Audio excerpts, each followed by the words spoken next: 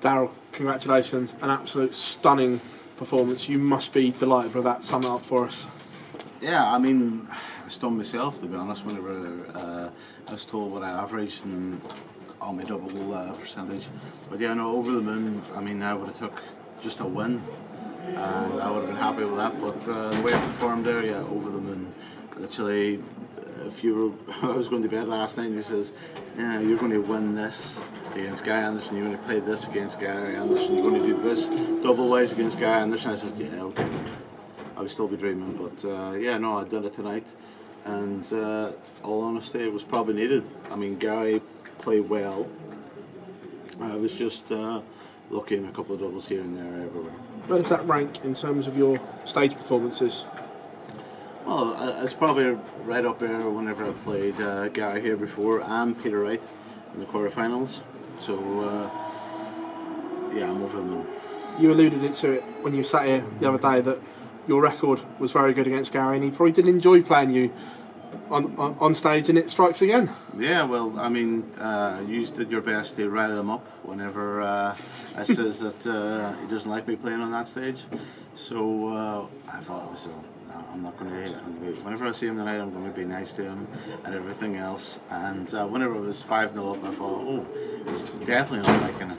But I mean, listen, that session I was really, really good, and I think Gary had one dart out of double here or there, but yeah, I'm not going to gloat on it. The game's over and done with now. I'm glad I got the win, and there's no sense in me saying I did this and I did that. Just glad to get the result and be in the next round. In terms of the performance, that's the level that saw you get to world number 3. Do you feel that's very, very close, that consistent level again there?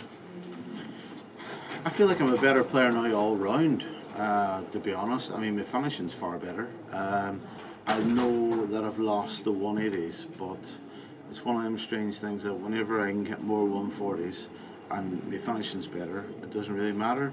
But don't get me wrong, I mean, yeah, give me my 180s, I'll take them back any day. I mean, I was one of the biggest 180 hitters in the world whenever I was good.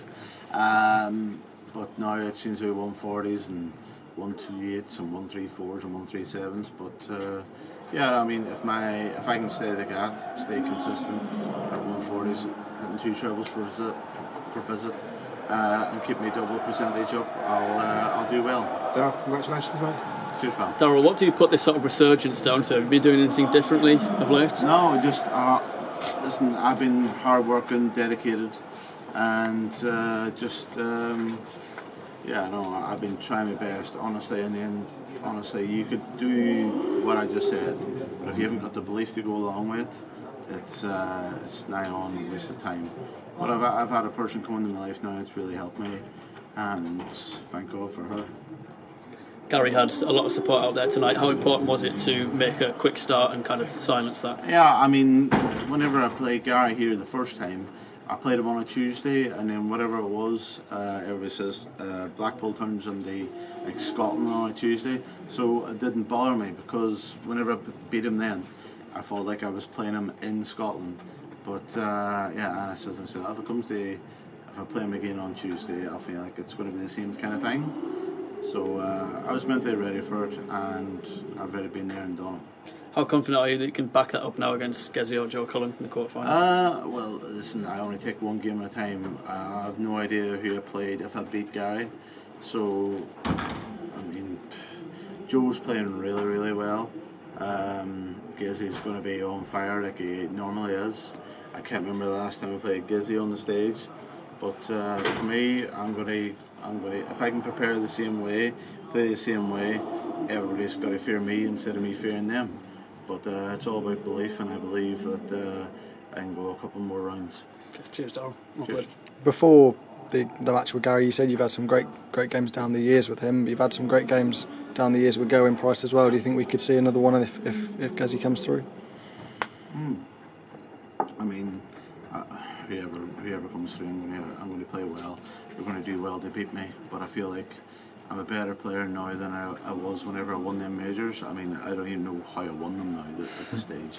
It's so long ago. I mean, 2017, 2018.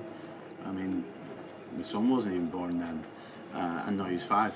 So I can't remember what it's like. But yeah, no, I mean, if I can keep myself dedicated, practice, belief, and keep on doing what I'm doing. Don't get me wrong, I can beat anybody. That average here now, and how I played that game, they'll know that I can play darts. They don't fear anybody. These Premier League players and these top players. But for me, it's all about trying to get in that top 24 for a start, I think, so I can maybe play in the Masters again, and then after that, if I go beyond that, top 16. So I'm just taking one game at a time, one tournament at a time, and whoever's in front of me, I've got to try and beat them. At your peak, you were world number 3. Do you feel like you're playing as good, if not better, darts than you were then? I mean, Rob Cross was fluky winning that World Championship, so I could have been number 2. I'm only joking. So yeah, I could have been number 2, but no.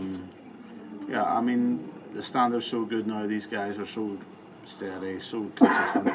I'll be doing well to get in the top 16, top 10, but I feel like I've got that dedication, that gear in me. And as I say, the last ingredient you need is a wee bit more belief. I'm starting to believe now that I can do it, and yeah, that means a lot. Good man, Daryl. Cheers. Cheers.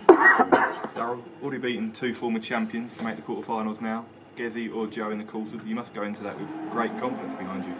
Yeah, I mean, I look forward to the game, doesn't matter who it is. I mean, the format probably says maybe Gezi wins it, but you never write off Joe Cullen. Joe Cullen, he came within a thickness of a wire of winning the Premier League.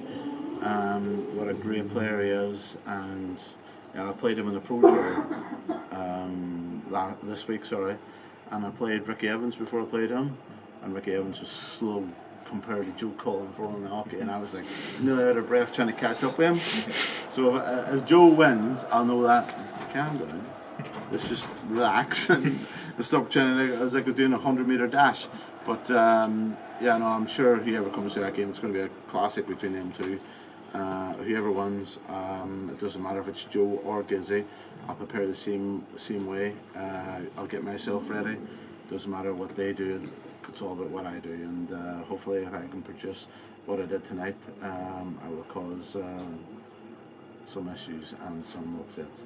You've had so many great games and great performances on this stage. What is it about the World Matchplay that brings the best darts out of you?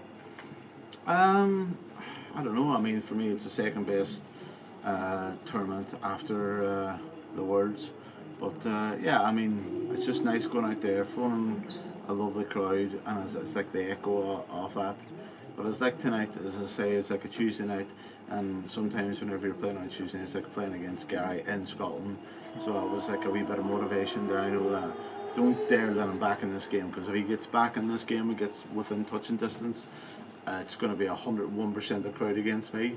So I was like, no, don't let that happen, and thankfully I didn't. You've won 2 big TV major titles. If you can continue this sort of form, you must feel you can go all the way and win a third this weekend.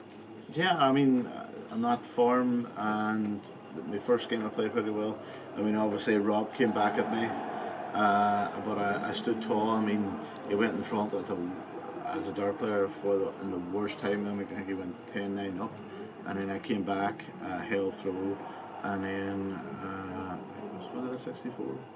64. They go 10-all, and then I took out a nice 96 to break, and then a 59 to win. The last 3 legs had 100% middle. So yeah, I mean, even to beat Rob Cross is great. For whenever I played him, I experienced a comeback against me here. Whenever I played him at the Worlds, I experienced him taking out a 170. They beat me. Whenever I played him, that didn't faze me. I was like, oh, I've experienced the comeback. I've experienced the 170, so it didn't bother me. And even whenever I was 10-9 down, I still felt like if I could not panic and not get nervous, I still felt like I could win that game. Brilliant. Cheers, Dan. Cheers. Thank you.